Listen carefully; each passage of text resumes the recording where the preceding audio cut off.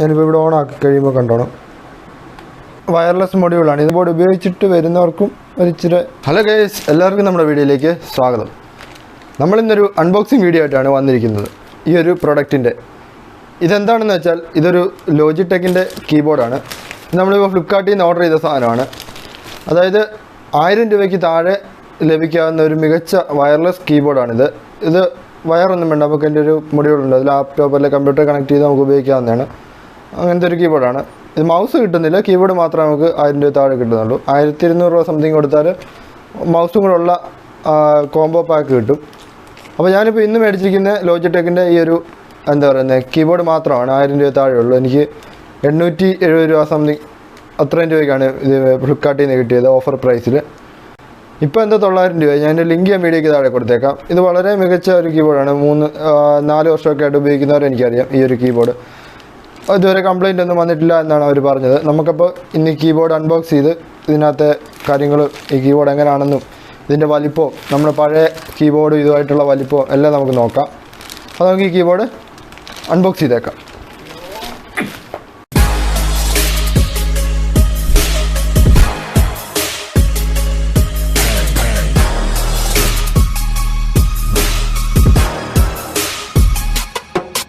ഈ ഒരു പാക്കറ്റ് പൊട്ടിച്ചിട്ടുണ്ട്. ഇതിനകത്തൊന്ന് സാധനം എടുത്ത് നോക്കാം. ഇതാണ്, നമുക്കിത് മാറ്റി വെച്ചേക്കാം. ഇതാണ് അതിൻ്റെ ഒരു ബോക്സ്, കീബോർഡ് വന്നിരിക്കുന്നത്. ഇതാണ് കീബോർഡിൻ്റെ പടം കൊടുത്തിട്ടുണ്ട് ബോക്സിൻ്റെ ഫ്രണ്ടിൽ. നമുക്ക് ഇതിൻ്റെ പുറകിൽ എൻ്റെ ഡീറ്റെയിൽസൊക്കെ എഴുതിയിട്ടുണ്ട്. നമുക്കപ്പോൾ ഈ ബോക്സ് കൂടുതൽ നീട്ടി വെക്കാതെ തന്നെ തുറന്നേക്കാം. അപ്പോൾ ഇവിടെ നമുക്കൊരു 2 ടേപ്പ് അവർ സീൽ ചെയ്തിട്ടുണ്ട്, അത് നമ്മൾ തുറന്നിട്ടുണ്ട്. ഇനി നമുക്കിത് തുറക്കാം.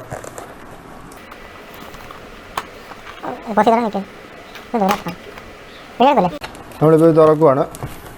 ഇത് തുറന്നിട്ടുണ്ട്. നല്ല പാക്കിംഗ് ഒക്കെ ഉണ്ട്. പ്ലാസ്റ്റിക് കവറിനകത്തൊക്കെ ഒരു പാക്ക് ചെയ്തിട്ടുണ്ട്. ഇതാണ് ആ കീബോർഡ്. ഇത് വയർലെസ് മൊഡ്യൂളാണ്. ഇത് നമ്മൾ ലാപ്ടോപ്പിൽ കുത്തണം, എന്നിട്ട് ഈ കീബോർഡിനകത്ത് ബാറ്ററി ഇട്ട് വർക്ക് ചെയ്യിക്കുകയാണ്. ഇതിനകത്ത് ബാറ്ററി എല്ലാം ഉണ്ട്, നമുക്ക് നോക്കാം. മൊഡ്യൂൾ ഇപ്പോൾ ഇതിനകത്തിരിക്കട്ടെ. ഇതാണെങ്കിൽ നമ്മുടെ ബാറ്ററി കേസിൻ്റെ അടപ്പാണ്. നമുക്ക് പല കളറിലുള്ള അടപ്പ് ഇതിൻ്റെ കൂടെ കിട്ടുന്നുണ്ട്. നീലയുണ്ട്, റോസും ഉണ്ട്. ഈ അടപ്പ് നമ്മൾ ബാറ്ററി ഇട്ടിട്ട് വെക്കേണ്ടതാണ്. നമുക്ക് ഇഷ്ടമുള്ള കളർ ചൂസ് ചെയ്യാം. പിന്നെ അതിൻ്റെ പേപ്പറും അങ്ങനത്തെ കാര്യങ്ങളൊക്കെ. ബാറ്ററി 2 വർഷം ബാറ്ററി നിൽക്കുമെന്നാണ് നമുക്ക് ഫ്ലിപ്കാർട്ടിൽ നിന്നൊക്കെ അറിയാൻ സാധിച്ചത്. ഉപയോഗിക്കുന്നവരും അങ്ങനെയാണ് പറഞ്ഞ് ഞാൻ കേട്ടത്. കവറിൽ നിന്ന് കീബോർഡ് വെളിയിലോട്ട് എടുക്കാം. ബബിൾ റാപ്പിംഗ് ഒന്നും ഇല്ലായിരുന്നു, പക്ഷേ ചില വീഡിയോസിലൊക്കെ ഞാൻ ബബിൾ റാപ്പിംഗ് ഒക്കെ കണ്ടായിരുന്നു.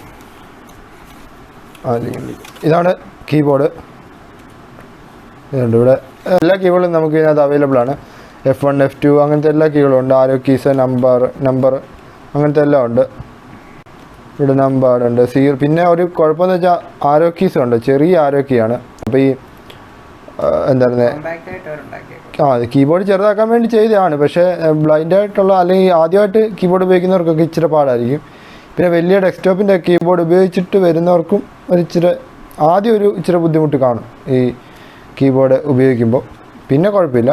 ഇപ്പോൾ 2 ദിവസം ഉപയോഗിച്ച് കഴിയുമ്പോൾ ഇത് നമുക്ക് വളരെ ഈസിയാവും. പിന്നെ ഇവിടെ നമ്പാട് കീസ് ഇവിടെ എല്ലാം ഉണ്ട്. ഫുൾ കീ എല്ലാം നമ്മുടെ മറ്റേ കീബോർഡിൽ കാണുന്ന എല്ലാ കാര്യങ്ങളും ഇതിലും നമുക്ക് കാണാൻ സാധിക്കുന്നുണ്ട്. ഇത് ബാറ്ററിയുടെ ഉള്ള ആ ഒരു ഇതാണ്. ഇവിടെ നമുക്ക് ഈ ഒരു അടപ്പ് കിട്ടുന്നുണ്ട്. അല്ലാതെ എക്സ്ട്രാ ആണ് 2 അടപ്പുകൾ കവറിനകത്ത് കിട്ടിയത്. നമുക്ക് തുറക്കാം. അപ്പോൾ നമുക്ക് ഈ ബാറ്ററി കേസ് എങ്ങനെയാണ് തുറക്കുന്നത് നോക്കാം. അത് ഇവിടുന്ന് നമ്മൾ ഈ വിരൽ വെച്ച് ഇങ്ങനെ പിടിച്ച് താഴ്ത്തി ഇങ്ങനെ സ്വൈപ്പ് ചെയ്താൽ മതി. അത് ലോക്ക് എടുക്കും. നമ്മൾ കാണിച്ചു തരാം. ഇതിപ്പോൾ ഞാൻ അടച്ചിട്ടുണ്ട്. ഇത് ഇങ്ങനെ കറക്റ്റായിട്ടിരിക്കുകയാണ്. ഇപ്പോൾ തുറക്കണമെന്നുണ്ടെങ്കിൽ നമ്മൾ വിരൽ വെച്ച് ഇങ്ങനെ ജസ്റ്റ് താഴോട്ടൊന്ന് സ്വൈപ്പ് ചെയ്താൽ ഇത് ലോക്ക് എടുക്കും. എന്നിട്ട് നമുക്കിതിങ്ങനെ തുറന്നെടുക്കും. ഇതിനകത്ത് ബാറ്ററി കിടപ്പുണ്ടായിരുന്നു, നമ്മളതിന് ബാറ്ററി ഇടണ്ട. ഈ ബാറ്ററി 2 വർഷത്തോളം ഓടുമെന്നാണ് അവർ പറയുന്നത്. അപ്പം നമുക്ക് നോക്കാം. ഇനി നമുക്കിത് കമ്പ്യൂട്ടറെ കുത്തിയിട്ട് ഇതിനകത്ത് എങ്ങനെ ഇത് വർക്ക് ചെയ്യുന്ന എല്ലാ കാര്യങ്ങളും നോക്കാം. അതിന് മുമ്പായിട്ട് എൻ്റെ പഴയ ഡെസ്ക്ടോപ്പിൻ്റെ ഞാൻ സാധാരണ വയറുള്ളൊരു കീബോർഡാണ് ഉപയോഗിച്ചുകൊണ്ടിരുന്നത്. അതിൻ്റെ വലിപ്പവും ഈ കീബോർഡിൻ്റെ വലിപ്പം നമ്മൾ നോക്കാം. ജസ്റ്റ് നോക്കാം എന്തോരം ഉണ്ടെന്ന്.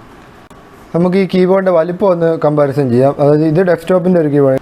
ഇത് ഡെല്ലിൻ്റെ കീബോർഡാണ്. ഇത് നമ്മൾ ലോജിടെക്കിൻ്റെ ഇപ്പം മേടിച്ച വയർലെസ് കീബോർഡ്. എൻ്റെ വലത്തൊക്കെ ഇരിക്കുന്നതാണ് ലോജിടെക്കിൻ്റെ കീബോർഡ്. ഇത് ഡെല്ലിൻ്റെ ഇടത്തൊക്കെ ഇരിക്കുന്ന കീബോർഡ്. ഇത് നമ്മൾ വയർ കണക്ട് ചെയ്ത് സാധാരണ USB പോർട്ടിൽ കുത്തിയാണ് ഉപയോഗിച്ചുകൊണ്ടിരുന്നത്. അപ്പോൾ ഈ കീബോർഡിൻ്റെ വലിപ്പം നിങ്ങളൊന്ന് കണ്ടു നോക്കിയോ. ഞാൻ ഒരുപോലാണ് വെച്ചിരിക്കുന്നത്. എന്ത് വ്യത്യാസം ഉണ്ടെന്ന് നോക്കി. ഇത് കോമ്പാക്റ്റ് ആയിട്ടുള്ള ഡിസൈനാണ്. ഈ കീബോർഡിൻ്റെ സൈഡിൽ, അതായത് നമ്മുടെ വലിയ കീബോർഡിൻ്റെ സൈഡിൽ ബെസൽസ് ഒക്കെ ഉണ്ട്, ഇച്ചിരി കീകളൊക്കെ അത്യാവശ്യം വലിപ്പമുണ്ട്, എല്ലാം ഉണ്ട്. പക്ഷേ ഇതുണ്ട്, ഈ കീബോർഡ് കീകളൊക്കെ ചെറുതാണ്. അതുപോലെ ഇവിടെ ഇവിടെ ബാറ്ററി ഇടാനുള്ള ഒരു ഇതേ ഉള്ളൂ. ഈ സൈഡിൽ ബെസൽസ് കുറവാണ്. ബെസൽസ് അരികെ ഇല്ലല്ലോ അധികം. മറ്റേ ഈ കീബോർഡുണ്ട്, ഇത്ര സ്പേസ് ഉണ്ട് ഇവിടെ സൈഡിൽ, ഇതിന് അത്ര സ്പേസ് ഇല്ല. അതുപോലെ ഇവിടെ കണ്ടോ, ഇവിടെ സ്പേസ് ബാറിൻ്റെ ഒക്കെ ഇവിടെ ഇങ്ങനെ കറക്റ്റ് ഇതിലാണ് വെച്ചേക്കുന്നത്. അത് ഇച്ചിരി സൂക്ഷിച്ച് ഉപയോഗിക്കേണ്ടി വരും ചിലപ്പോൾ. എന്നാലും കുഴപ്പമില്ല, നമുക്ക് സൂക്ഷിച്ച് ഉപയോഗിച്ചാൽ കുറേ നാൾ ഉപയോഗിക്കാം. ഇതിൻ്റെ ഉണ്ട് സ്പേസ് ബാറിൻ്റെ ഇവിടെയൊക്കെ കറക്റ്റ്, അത് ഇത്ര സ്ഥലം ഇവിടെ പിന്നെ ഉണ്ട്. അതാണ് ഈ കീബോർഡ് തമ്മിലുള്ള വ്യത്യാസം. പിന്നെ വയർലെസ് ആണ്. എനിക്ക് അല്ലേ തന്നെ ഇഷ്ടമുള്ള പരിപാടിയില്ല ഈ വയറെല്ലാം കൂടെ വെച്ച് കൂരിക്കി പറിച്ച്. നമ്മൾ പിന്നെ കൂടുതലും എന്താ പറയുന്നത് കീബോർഡ് ഉപയോഗിക്കുന്നതുകൊണ്ട് പിന്നെ മൗസ് ഇനി ഒരെണ്ണം വാങ്ങിക്കണം കുറച്ച് കഴിഞ്ഞിട്ട്. അപ്പോൾ നമുക്കിനി കീബോർഡ് കമ്പ്യൂട്ടറൊക്കെ കുത്തിയിട്ട് ഇതിൻ്റെ പെർഫോമൻസ് അങ്ങനെയുള്ള കാര്യങ്ങളെല്ലാം നോക്കി. നമ്മൾ അതിൻ്റെ മൊഡ്യൂൾ വേണ്ട ലാപ്ടോപ്പിൻ്റെ ഈ USB പോർട്ടിനകത്ത് കുത്തിയിട്ടുണ്ട്. അത് മാത്രമേ ഉള്ളൂ, അല്ലാതെ നമ്മളൊന്നും ചെയ്തിട്ടില്ല. പിന്നെ വേണ്ട ഈ കീബോർഡിൻ്റെ ഇവിടെ ഇവിടെ നമുക്കൊരു ഓൺ ഓഫ് ബട്ടൺ വരുന്നുണ്ട്. അത് ഇത് ഡിഫോൾട്ടായിട്ട് എൻ്റെ കീബോർഡിൽ അത് ഓണായിട്ടാണ് കിടന്നിരുന്നത്. ഇത് ഇനി താഴോട്ടാക്കിയാൽ ഓഫായി. ഇപ്പോൾ കണ്ടോ, ഞാൻ കമ്പ്യൂട്ടർ ഞെക്കുമ്പോൾ ഒന്നും വരുന്നില്ല. ഇപ്പോൾ വേണ്ട ഒന്നും വരുന്നില്ല. ഞാനിപ്പോൾ ഇവിടെ ഓണാക്കി കഴിയുമ്പോൾ കണ്ടോണം, ഓണാക്കി. ഇനി നമുക്ക് എന്തെങ്കിലും ഞെക്കി നോക്കാം. നമ്മൾ ഓണാക്കിയപ്പോൾ രണ്ട് സ്റ്റാർട്ട് വിൻഡോ ഒക്കെ വരുന്നുണ്ട്. നമുക്ക് ഇത്രയും ദൂരെ 10 മീറ്റർ ദൂരെ വരെ നിന്ന് കീബോർഡ് വർക്ക് ചെയ്യുമെന്നാണ് അവർ പറയുന്നത്. നന്നായിട്ട് വർക്ക് ചെയ്യുന്നുണ്ട്, കുഴപ്പമൊന്നുമില്ല. ഇതാണ് ഞാനിവിടെ നേരത്തെ എൻ്റെ ഇത്രയും സ്ഥലം വേണമായിരുന്നു ലാപ്ടോപ്പ് മറ്റേ കീബോർഡ് വെക്കാൻ. ഇപ്പോൾ തന്നെ ഇത്ര സ്ഥലം പോലും ഇത്രയും മതി. എന്ത് വ്യത്യാസം ഉണ്ടെന്ന് എനിക്ക് നമുക്കിനി എന്തോ നോട്ട് പാഡോ അങ്ങനെ എന്തെങ്കിലുമൊക്കെ എടുത്ത് നോക്കാം. ഇവിടെ കീ എല്ലാം വർക്ക് ചെയ്യുന്നുണ്ടോ നമുക്ക് നോക്കാം. അത് F1 എല്ലാം വർക്ക് ചെയ്യുന്നുണ്ട്. അക്ഷരങ്ങളൊക്കെ എന്തെങ്കിലും ഇതുകൊണ്ട് നമുക്ക് ഇങ്ങനെ വെച്ച് ടൈപ്പ് ചെയ്യാനാണെങ്കിലും എളുപ്പമാണ്. കാരണം കീ എല്ലാം അടുത്തടുത്തായതുകൊണ്ട് എനിക്ക് എളുപ്പമായിട്ടാണ് തോന്നി. ചിലർ പറയുന്നത് അല്ല മറ്റേ കീബോർഡാണ് എളുപ്പമെന്നാണ്. നമുക്ക് ഉപയോഗിച്ച് കഴിയുമ്പോൾ ഇത് എളുപ്പമായിട്ട് തോന്നും. അപ്പോൾ നമുക്കിനി ബാക്കി കാര്യങ്ങൾ നോക്കാം. പിന്നെ ഒരു കാര്യം കാണിക്കാൻ പറഞ്ഞത്, നമുക്ക് എവിടെയെങ്കിലുമൊക്കെ നമ്മൾ ട്രാവലൊക്കെ ചെയ്യുമ്പം USB ഒരു ഇതുണ്ടല്ലോ മൊഡ്യൂൾ, ആ മൊഡ്യൂൾ നമുക്ക് ഇവിടെ കണക്ട് ചെയ്തിങ്ങനെ ജസ്റ്റ് സൂക്ഷിച്ച് വെക്കാൻ പറ്റും, കളഞ്ഞു പോകാതിരിക്കാൻ വേണ്ടി. ഇപ്പോൾ നമ്മൾ ലാപ്ടോപ്പ് കൊണ്ടൊക്കെ എവിടെയെങ്കിലും പോവുകയാണെങ്കിൽ അത് ജസ്റ്റ് നമുക്ക് ഇങ്ങനെ വെക്കാൻ പറ്റും. അപ്പോൾ നമ്മൾ ആ ഒരു USB റിസീവർ കാണാതെ പോകത്തുമില്ല, എല്ലാം നമുക്ക് സേഫായിട്ട് ഇങ്ങനെ കൊണ്ടുപോകാൻ പറ്റും. ലാപ്ടോപ്പ് ബാഗിനകത്തൊക്കെ വെച്ചാലും കീബോർഡ് നല്ല ഒതുങ്ങിയിരുന്നോളും. പിന്നെ നമുക്കിവിടെ പുറയിൽ ഹൈറ്റ് അഡ്ജസ്റ്റ് ചെയ്യാനുള്ളൊരു സാധനമുണ്ട്.